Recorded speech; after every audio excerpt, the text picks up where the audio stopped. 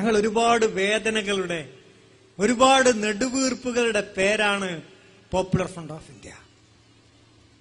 ഒരുപാട് വേദനകളുടെ, കണ്ണീരിന്റെ, നെടുവീർപ്പിന്റെ ശബ്ദമാണ് popular front of India.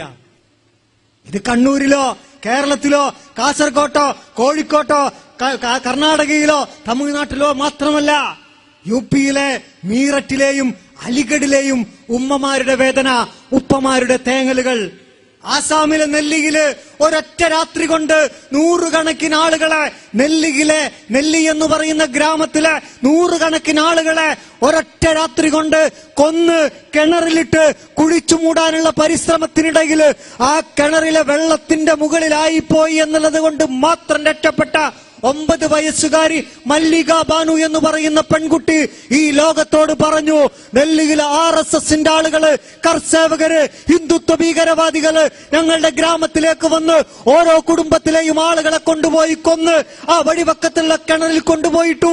കിണറിന്റെ മുകളില്, വെള്ളത്തിന്റെ മുകളിലായിപ്പോയത് കൊണ്ട് മാത്രം ഞാൻ രക്ഷപ്പെട്ടതാണ് എന്ന് ഡൽഹിയിലെ പാവപ്പെട്ട മല്ലിക ബാനു എന്ന് പറയുന്ന പെൺകുട്ടി പറയുമ്പോ, ഇത് ഞങ്ങൾക്ക് ആളാവാൻ ഉണ്ടാക്കിയതല്ല, ഇത് ഞങ്ങൾക്ക് സുഖവാസ കേന്ദ്രങ്ങൾ സ്വപ്നം കണ്ടുണ്ടാക്കിയതല്ല, ഞങ്ങൾക്ക് AC രമ്യ ഹർമ്മങ്ങള് സ്വപ്നം കണ്ടുണ്ടാക്കിയതല്ല, ഞങ്ങളുടെ സ്വപ്നങ്ങളിൽ രാജ്യം കെട്ടിപ്പടുക്കാൻ ഉണ്ടാക്കിയതാ. ഇവിടെ ഞങ്ങൾക്ക് പൂവിരിച്ച പരവതാനികൾ ലഭിക്കുമെന്ന് ഞങ്ങൾ വിചാരിച്ചിട്ടില്ല. ഒരുപാട് വേദനകൾ, ഒരുപാട് കണ്ണീരുകൾ, അതാണ് പോപ്പുലർ ഫ്രണ്ട് ഓഫ് ഇന്ത്യയുടെ ത്രിവർണ്ണ പതാക സൃഷ്ടിച്ചത്. ആ നെടുവീർപ്പുകൾ ഏറ്റെടുക്കുക ഞങ്ങൾ ചെയ്തത്. الذين يقولون ربنا اخرجنا من هذه القريه الظالم اهلها واجعل لنا من لدنك وليا واجعل لنا من لدنك نصيرا. പടച്ചവനെ, ഒരു സഹായിയെയോ രക്ഷകനെയോ അയച്ചുകൊണ്ട തമ്പുരാനെ, അല്ലെങ്കിൽ ഞങ്ങളെ ഈ നാട്ടിൽ നിന്നൊന്ന് രക്ഷിക്കു തമ്പുരാനെ എന്ന് പറഞ്ഞ് കരഞ്ഞ് നിലവിളിച്ച് നെടുവീർപ്പയച്ച ഈ രാജ്യത്തിലെ, ഇന്ത്യ രാജ്യത്തിലെ ആയിരക്കണക്കിന് ലക്ഷക്കണക്കിന് വരുന്ന സ്ത്രീ പുരുഷന്മാരുടെ, കുട്ടികളുടെ, വൃദ്ധന്മാരുടെ നെടുവീർപ്പുകളുടെ, തേങ്ങലുകളുടെ, കരച്ചിലിന്റെ, കണ്ണീർ കണങ്ങളുടെ സൃഷ്ടിയാണ് പോപ്പുലർ ഫ്രണ്ട് ഓഫ് ഇന്ത്യ. ഇതിനെ ഒരു ദിവസം കൊണ്ട് നിങ്ങൾക്ക് ഇല്ലാതാക്കാനാവില്ല.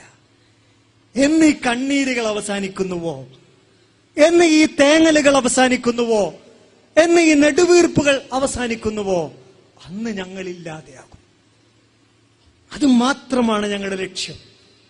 നിങ്ങൾക്ക് അത് തരാൻ പറ്റുമോ? അടിച്ചമർത്തിയിട്ട് ഇതിനില്ലാതാക്കാൻ നോക്കരുത്.